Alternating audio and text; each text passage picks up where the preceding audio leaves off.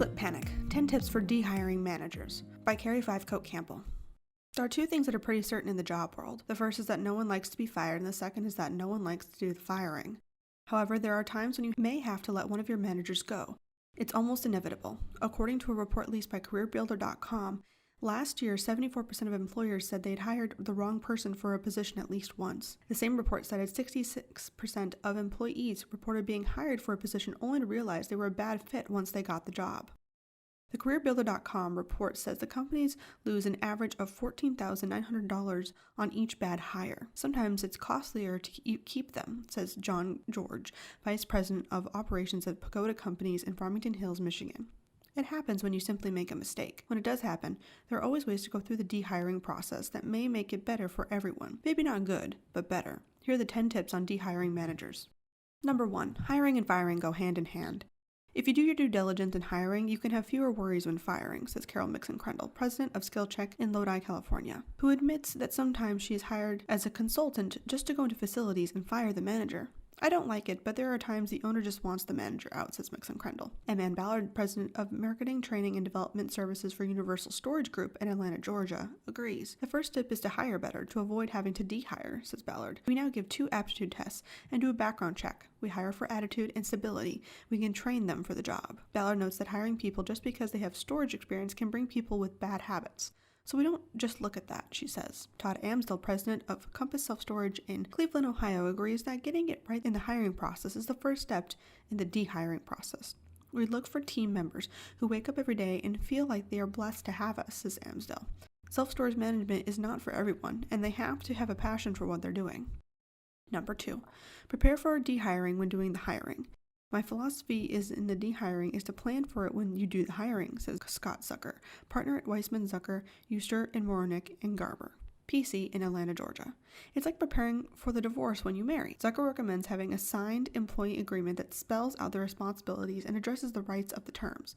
The agreement should also state the employment is at will of the employer. The agreement should also address that it happens to benefit if the person is dehired or quits.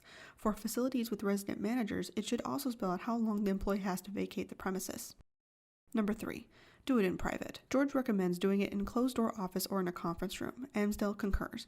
It should be done in a private setting, void of any disruption, says Amsdell. The old age, praise in public and criticize in private applies here. You should also plan on people being upset. Experts vary on calling in witness. If your company is big enough for an HR department, you should have HR sit in silently on the meeting. Zucker always recommends having a witness in the room to record what is said, which is particularly helpful if the ex-employee files a complaint with the EEOC. Pick a time. Experts debate on whether there is a good time to dehire. George says he does it at the end of the day in order to avoid parading the employee through the office. A lot of people don't think November through December is a good time because of the holidays, says George. It is actually a good time, as when this is the type of thing happens, people tend to reach out to family and friends for emotional comfort and encouragement, and most people can get that through the holidays. Number 5, be respectful and professional. You're dealing with someone's livelihood, says Ballard, and you are the one who hired them. Acknowledge they have worked for you and realize this may come as a shock, but tell them they're just not a great fit for the position. Number 6, be honest. They can tell when you are BSing, says Ballard. Either tell them they aren't the fit for the direction your company is going, or if they violated a company policy, state the company policy and move on. Ballard states that it is helpful if you have a company handbook to point out the policy and the fact that violation of the policy is grounds for immediate termination. They should also have signed an acknowledgement page in the handbook when they were hired. Number 7, make it unemotional. No matter what you think of the employee, try to leave your emotions out of it. Try not to make it personal, says Mixon-Crendel. You really shouldn't even have to tell them why you're dehiring them, because you have had so many talks about their performance in the past.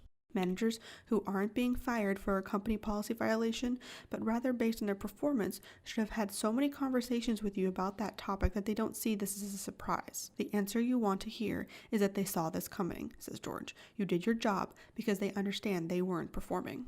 Number 8, make it quick. I like to hire slow and fire fast, says Mixon-Crendel. George knows that it shouldn't take more than 3 minutes to tell them why you're letting them go before moving on to the paperwork and explaining the process of their bonuses, giving them their last paycheck, collecting keys, and talking about move-out and dates for residential managers. Number 9, have a checklist. Mix and Crendel has a special checklist variety of things that need to be done with the employee. These include collecting the keys and or codes, credit cards, equipment, checking all bank deposits and petty cash, getting a signed rental agreement for all storage areas they are using, etc. Number 10, send them off with encouragement and assistance. If the employee is not being dehired for something egregious such as stealing, George suggests helping the employee focus on the future. End it on a good note, says George. Tell them someday you're going to run into each other and they will probably thank you for helping them move on to something where they were happier. It doesn't have to end badly, he suggests, thanking them for their service to your company. If the manager lives on site, Mix and Crendel proposes giving the employee a bonus for each day they are out of the apartment before 2 weeks, and possibly even allowing them to use the facility's moving truck. These are the people who typically don't have a lot of means, and they weren't planning on moving, says Mix and Crendel. This helps take the emotion out of it and helps them on their way.